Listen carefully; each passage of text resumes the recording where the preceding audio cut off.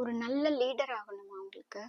லீடருங்கிறது வந்து பிறக்கும் போதே லீடர் ஆகிறது இல்லை. அது மாதிரி யார் குட் லீடர் அப்படிங்கன்னு பார்த்தீங்கன்னா, இமோஷனல் ரெசிலியன்ஸ் இருக்கவங்க தான் ஒரு நல்ல குட் லீடர் ஆக முடியும். அது என்ன இமோஷனல் ரெசிலியன்ஸ் அப்படின்னு பார்த்தீங்கன்னா, ரெசிலியன்ஸ் அப்படின்னு நான் சொல்லியிருக்கேன், எவ்வளோ பிரச்சனை வந்தாலும் பவுன்ஸ் பேக் ஆகிறது. இமோஷனல் ரெசிலியன்ஸ் அப்படின்னா என்ன அப்படின்னா, இமோஷ்னலா நம்ம எல்லாத்தையும் ஹேண்டில் பண்ணி அந்த இமோஷ்னலா உடஞ்சு போய் உட்காராம அதுல இருந்து எந்திரிச்சு வர்றது, அப்படிதான் அதுதான் வந்து இமோஷனல் ரெசிலியன்ஸ் அப்படின்னு சொல்லுவாங்க.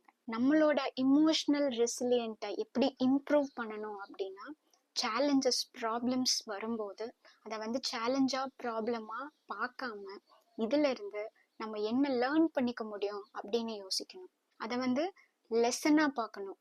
இதுல இருந்து நான் என்ன லேர்ன் பண்ணிட்டேன் அப்படிங்கறத ஒவ்வொரு இடத்துலயும் நீங்க வந்து உங்களை பார்த்து கேட்டுட்டே இருக்கணும். சேலஞ்ச ஆப்பர்ச்சுனிட்டியா பார்க்கணும். நம்பர் 2, உங்களோட இமோஷன்ஸை வந்து ரெகுலேட் பண்ணணும். அதுக்கு சில விஷயங்கள் நீங்க ப்ராக்டிஸ் பண்ணணும். எல்லா இடத்துலயும் இமோஷன்ஸை ரெகுலேட் பண்றதுங்கிறது வந்து சாதாரண விஷயம் கிடையாது, ரொம்ப டஃப்பான விஷயம். அதுக்கு ஃபர்ஸ்ட் நீங்க உங்களை பத்தி தெரிஞ்சுக்கணும். இந்த சுச்சுவேஷன்ல என்னென்ன மாதிரி இமோஷன்ஸ் நம்ம கோ த்ரூ பண்றோம். எப்போ கோவம் வரும், எப்போ சேட் ஆகும், எப்போ வந்து நம்மளோட கண்ட்ரோல் மீறி நம்ம போவோம், எப்போ நம்ம ஹாப்பியா இருப்போம். ஸோ நம்மளோட இமோஷன்ஸ் எந்தெந்த இடத்துல எப்படியெல்லாம் ரிஃப்ளெக்ட் ஆகும் அப்படிங்கிறது நீங்க ஃபர்ஸ்ட் தெரிஞ்சு வச்சுட்டு அப்புறம் நீங்க வந்து அதுக்கு தகுந்த மாதிரி ப்ராக்டிஸ் பண்ணணும். மெடிடேஷன் பண்ணலாம், மைண்ட்ஃபுல்னஸ் பண்ணலாம், சாங்ஸ் கேட்கலாம், ட்ரெக்கிங் போகலாம், விளையாடலாம், லாங் டிரைவ் போகலாம். இதெல்லாம் போய் உங்களோட இமோஷன்ஸை வந்து நீங்க ரெகுலேட் பண்ணிக்கலாம். உங்களோட இமோஷனல் ரெசிலியன்ஸை இம்ப்ரூவ் பண்றதுக்கு ரொம்ப முக்கியமான ஒரு விஷயம் ஒரு சப்போர்ட்டிங் சிஸ்டம் வந்து நீங்க கிரியேட் பண்றது. சப்போர்ட்டிங் சிஸ்டம் அப்படிங்கிறது என்னன்னு பார்த்தீங்கன்னா, உங்களோட ஃப்ரெண்ட்ஸ், உங்களோட ஃபேமிலி, உங்களோட கொலீக்ஸ், உங்களோட பிஸ்னஸ் பார்ட்னர்ஸ் யாரா இருந்தாலும் உங்களை சுத்தி இருக்கவங்க வந்து உங்களை வந்து அப்லிஃப்ட் பண்ணி விடுற மாதிரி இருக்கணும். என்ன பிரச்சனை வந்தாலும் உன்னால முடியும் அப்படின்னு உங்களை மோட்டிவேட் பண்ற மாதிரி இருக்கணும். ஏதோ ஒரு இடத்துல, ஃபினான்ஷியல் மட்டும் கிடையாது, ஏதோ ஒரு இடத்துல வந்து உங்களை வந்து அவங்க அப்லிஃப்ட் பண்ணி விட்டுட்டே இருக்கணும். அப்படி பீப்புளை வந்து நீங்க வந்து உங்களை சுத்தி வந்து நீங்க கிரியேட் பண்ணிக்கிட்டோம். ஏன்னா அவங்களுக்கு தெரியாது நம்ம என்ன சுச்சுவேஷன்ல இருக்கோம் அப்படிங்கிறது. ஸோ அவங்கள பேசி புரிய வச்சு உங்களை எப்பவுமே அப்லிஃப்ட் பண்ற மாதிரி பீப்புளை வந்து நீங்க வந்து சுத்தி வச்சுக்கணும். நம்பர் 4, ப்ராப்பரா நீங்க கம்யூனிகேட் பண்ணணும். நீங்க கோ த்ரூ பண்ற சேலஞ்சஸா இருக்கட்டும், நீங்க லைஃப்ல சக்சஸ் அச்சீவ் பண்றதா இருக்கட்டும், எதா இருக்கட்டும், நீங்க வந்து ஹானஸ்டா, நேர்மையா, இன்டெகிரிட்டியா, நீங்க வந்து டிரான்ஸ்பேரண்டா கம்யூனிகேட் பண்றவங்களா இருக்கணும். நம்பர் 5, லெட் கோ ஆட்டிடியூட் வச்சுக்கோங்க. சில விஷயங்கள் நம்மளால லைஃப்ல கண்ட்ரோல் பண்ண முடியும், ஏகப்பட்ட விஷயங்கள் நம்மளால கண்ட்ரோல் பண்ண முடியாது. நம்ம கையிலேயே இல்லாத விஷயங்கள் ஏகப்பட்ட விஷயங்கள் இருக்கு. ஃபார் எக்ஸாம்பிள், நீங்க வெளியே போகும்போது டிராஃபிக் ஜாஸ்தியா இருக்கும், இது வந்து நம்ம கையில கிடையாது.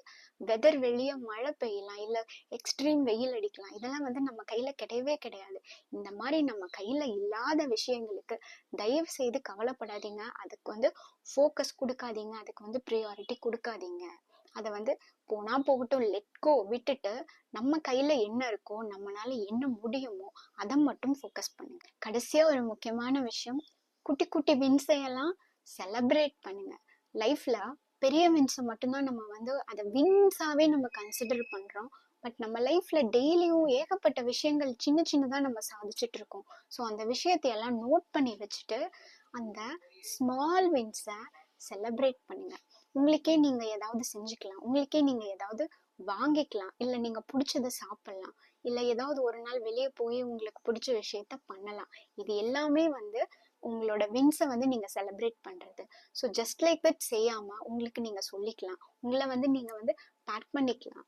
You done a good job, well done அப்படின்னு நீங்களே உங்களை அப்ரிஷியேட் பண்ணிட்டு குட்டி குட்டி விஷயத்த நீங்க வந்து செலிப்ரேட் பண்ணலாம். இதெல்லாம் பண்ணும்போது ஆட்டோமேட்டிக்கா உங்களோட இமோஷனல் ரெசிலியன்ஸ் கண்டிப்பா இம்ப்ரூவ் ஆகும். அது இம்ப்ரூவ் ஆனா நீங்க ஒரு நல்ல லீடர் ஆகலாம். இமோஷனல் ரெசிலியன்ஸ் அப்படிங்கிறது ஒரு நல்ல லீடர் மட்டும் கிடையாது, அது உங்களோட சூப்பர் பவர் கூட. ஸோ இந்த இமோஷனல் ரெசிலியன்ஸ் டிப்ஸை இன்னைக்குல இருந்தே நீங்க வந்து ஃபாலோ பண்ண ஸ்டார்ட் பண்ணணும். தேங்க்ஸ் ஃபார் வாட்சிங். Have a great day.